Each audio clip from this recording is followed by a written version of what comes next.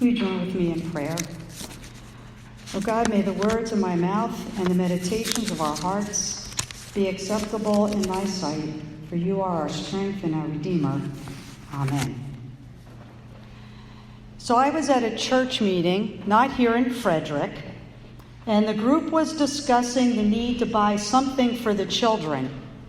And as church meetings go, people went back and forth about this expense. And was it necessary? And wasn't there a more cost-effective way of doing this? And would the children really appreciate it anyway? It was laborious and it was painful. And after about 30 minutes, someone who had not been engaged in the conversation at all said quietly, "I'll make a gift of." And I can't remember the figure, but it was far more than was needed for that project. It was big. And she said, "I am grateful for my life and for these children and what they give to our church." And then, rather than the group saying thank you or engaging in a conversation about gratitude and the gifts the children bring and this wonderful gift from this woman, they started arguing with her and telling her it wasn't necessary and it was too much. And I was like, oh my God. And I'm not kidding. This went on. What is it?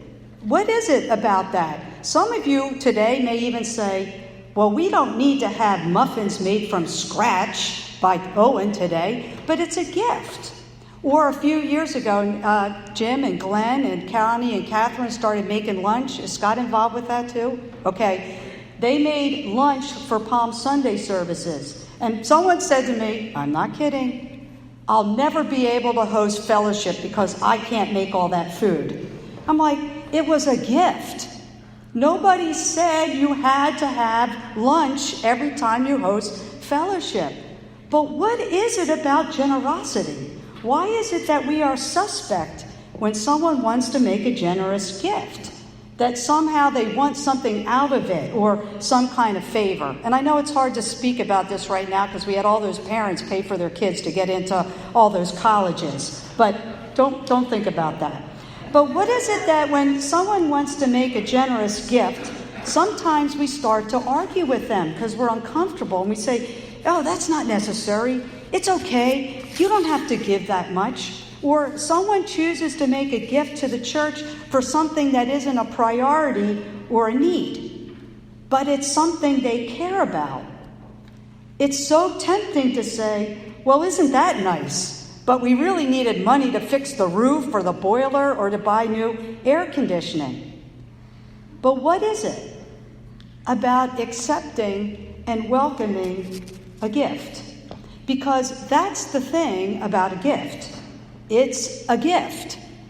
Generosity from the heart comes not from calculation of cost versus benefit, but it comes as a motivation of the heart.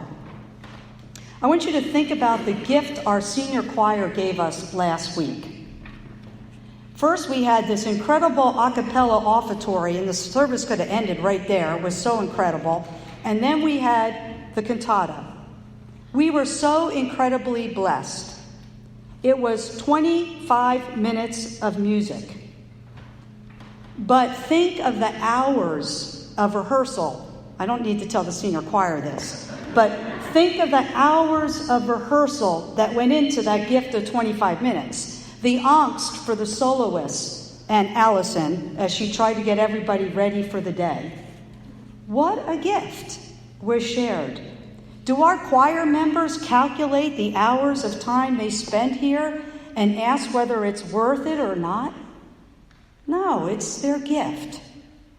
It's a gift. And last week was an extravagant gift of time and talent and treasure. Mary gave Jesus an extravagant gift. She comes to him and anoints his dusty feet with perfume and wipes his feet with her hair.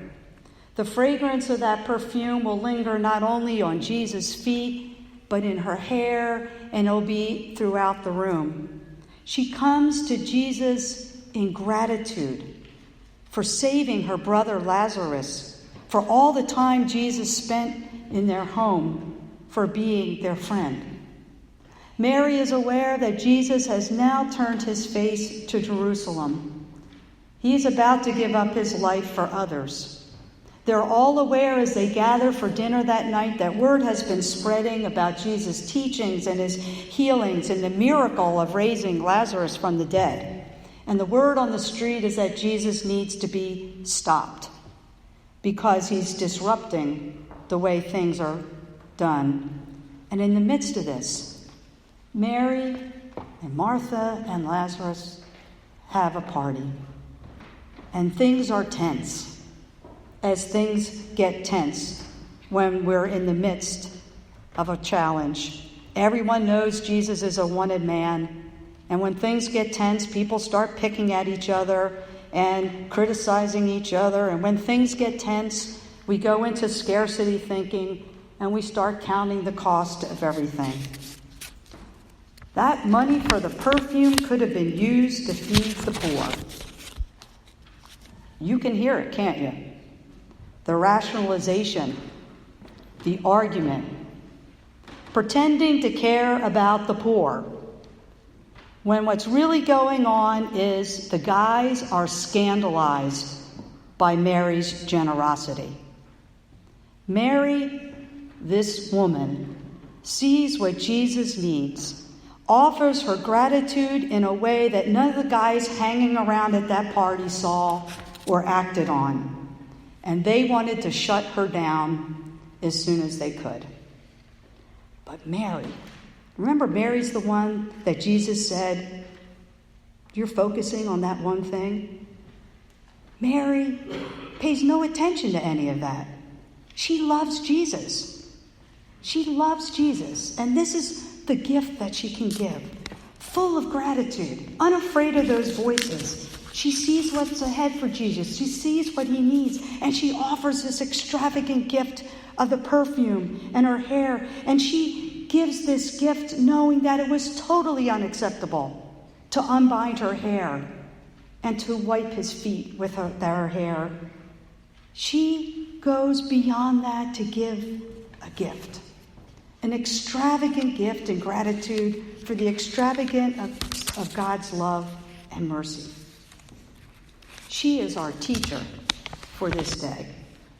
She demonstrates for us, she shows us how to care for one another, how to give from the heart. Mary may not have had the words to say what she wanted to say to Jesus. Mary may not have been able to articulate all that she was grateful for, all that Jesus had done for her and her sister and her brother, but she found a way to express that. A way to express her love and gratitude. She didn't count the cost. She gave. Is it ever a waste to give lavishly from the heart and not count the cost? Wouldn't most of us do anything for someone we love? We don't need a group of disciples. And we don't need a committee to surround us and tell us whether our gift is necessary or worth it or not. God knows what's in our hearts. God blesses our hearts. God blesses the gifts of our hands. God encourages us to generosity. May Mary be our teacher today and in the days ahead. Thanks be to God. Amen.